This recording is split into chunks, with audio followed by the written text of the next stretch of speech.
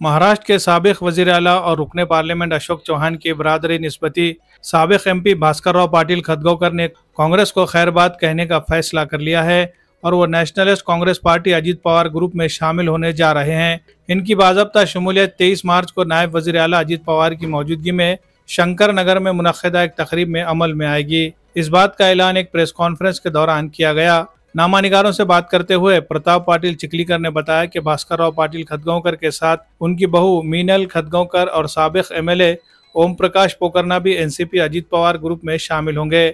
यहाँ ये बात काबिल जिक्र है कि 2014 में जब लोकसभा इंतखाबात के लिए कांग्रेस का टिकट न मिला तो भास्कर राव पाटिल खतगांवकर बीजेपी में शामिल हो गए थे। हाल ही में उनकी बहू मीनल खतगांवकर ने 2024 के लोकसभा इंतखाबात के लिए बीजेपी का टिकट हासिल करने की कोशिश की, लेकिन कामयाबी न मिलने पर वो दोबारा कांग्रेस में चले गई।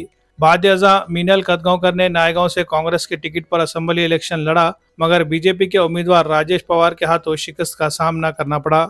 अब भास्कर राव पाटिल खतगांवकर ने अपनी बहू के सियासी मुस्तकबिल को मद्देनजर रखते हुए nationalist Congress party Ajit Pawar group में शमूलियत का फैसला किया है। इस मौके पर उन्होंने कहा कि कांग्रेस के मौजूदा रहनुमाओं को अवाम के मसाइल की कोई समझ नहीं है। अगर इस इलाके की तरक्की करनी है तो कांग्रेस को छोड़ना जरूरी है। भास्कर राव पाटिल का सियासी करियर मौका परस्ती और बदलते हुए सियासी वफादारियों का अक्कास है। वो 2014 में कांग्रेस छोड़कर बीजेपी में गए, फिर वापस कांग्रेस में आए और अब एनसीपी अजीत पवार ग्रुप में शामिल होने जा रहे हैं। इनकी बहू मीनल खतगांवकर के सियासी मुस्तकबिल को भी इस फैसले में कलीदी हैसियत हासिल है। इनका बार बार पार्टी तब्दील करना इस बात की निशानदेही करता है कि वो नजरियाती सियासत के बजाय इख्तिदार और सियासी फायदे को ज्यादा तरजीह देते हैं। इनकी जानिब से ये कहना कि कांग्रेस के रहनुमाओं को अवामी मसाइल की समझ नहीं किसी हद तक दुरुस्त हो सकता है, मगर हकीकत ये भी है कि वो खुद भी कई बार पार्टी बदल चुके हैं, जिससे इनकी सियासी पोजीशन कमजोर होती नजर आ रही है।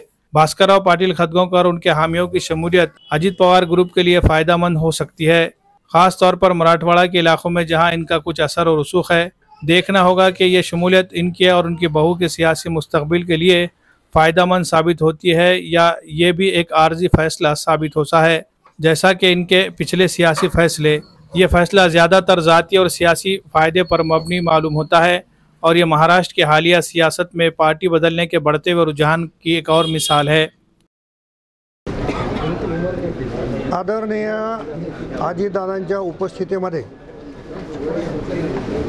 23 तारखेला आदरणीय भास्कररावजी दादा, माजी आमदार पोकरनाजी, मीनलताई यांच्यासह हजारो कार्यकर्त्यांचा प्रवेश होणार आहे। त्या प्रवेश सोहळ्यासाठी प्रदेशाचे अध्यक्ष तटकरे साहेब, राज्याचे मंत्री बाबासाहेब पाटील, माजी मंत्री नवाब मलिकजी, अन्य मान्यवर नेते उपस्थित राहणार आहेत आणि यांच्या उपस्थितीमध्ये हजारो कार्यकर्त्यांचा प्रवेश होईल आणि हा सोहळा अतिशय मोठा करण्याचा आमचा मानस आहे। महायुतीमध्ये चाललंय काय? आधी अर्थसंकल्प अजित पवारांनी सादर केला, त्यानंतर हेमंत पाटील यांनी टीका केली की मराठवाड्याला काही मिळालं नाही। अजितदादांनी अर्थसंकल्प सादर केला। अजितदादा राज्याचे अर्थमंत्री आहेत आणि अजितदादांनी विक्रम पण केला। 11व्या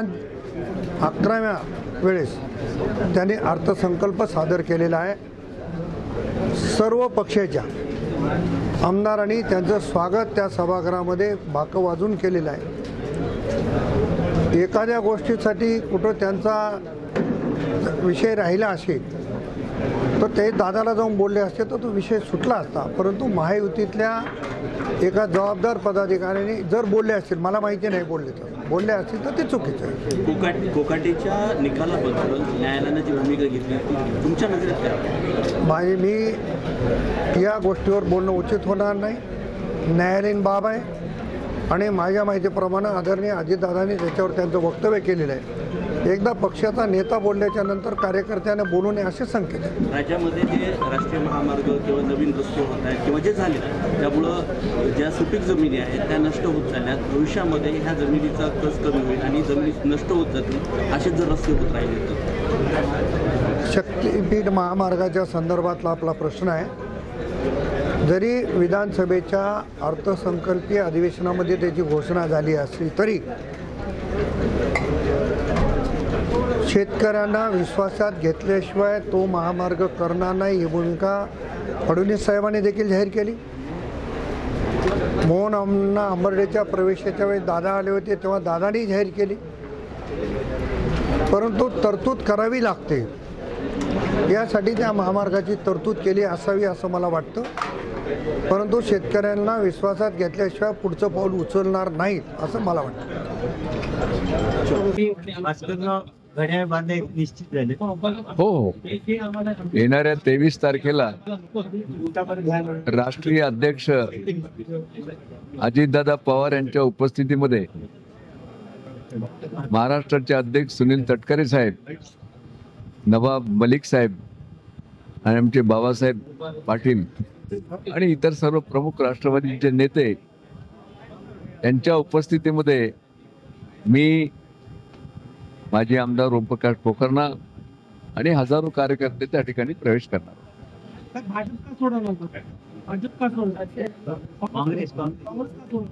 तुम्ही मध्ये विसरून गेला, भाजप सोडली, काँग्रेसमध्ये आलो होतो, आता काँग्रेस सोडली. तर तुम्हाला काँग्रेस का सोडली की भाजप का सोडली? काँग्रेसमध्ये अशी परिस्थिती निर्माण झालेली आहे की ज्या मतदारसंघाचं मी 30 वर्ष प्रतिनिधित्व केलं, विशेष करून बिलोली नायगाव भागाचं, त्या भागाचे विकासाचे प्रश्न आणि आताची जे काँग्रेसची लीडरशिप आहे ती लीडरशिप समाजविमुख नाही, समाजाच्या प्रश्नाशी त्यांचं नातं नाही. आणि आजची जी काही नांदेड जिल्ह्यामधली राजकीय परिस्थिती आहे, मला जर त्या भागाचे विकासाचे प्रश्न सोडवायचे असतील तर मला अजित पवार काँग्रेसमध्ये गेलं पाहिजे म्हणून गेलं. दादा, रवींद्र चव्हाणला 1,30,000 मतदान आले नायगावमध्ये लोकसभेसाठी. विनय खतगावकर यांना 81,000 कुठं झाले? क्रॉस वोटिंग झाले, तुम्हाला जाणवलं का त्याच्यात? खरं तर ही माझी बाजू तुम्हीच मांडली पाहिजे.